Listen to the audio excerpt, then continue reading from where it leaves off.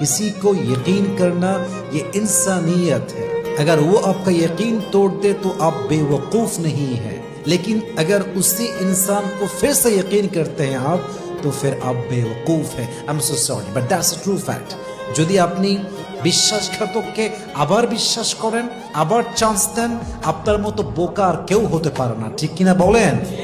আল্লাহর হাবিব বলেছেন, লা ইউদাগুল মুমিন ফি হুজরিন ওয়াহিদিন মাররাতাইন, একজন মুমিন কখনো এক গর্তে দ্বিতীয়বার পা দেয় না।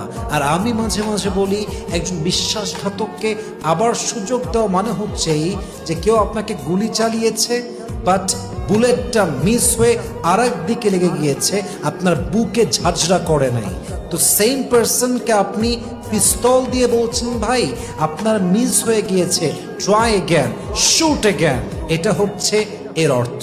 অতএব মাথায় রাখবেন, বিশ্বাস করে ঠকে যাওয়া ব্যর্থতা নয়, বরং বিশ্বাসঘাতককে আবার বিশ্বাস করা এটাই জীবনের সবচেয়ে বড় ব্যর্থতা, ঠিক কিনা?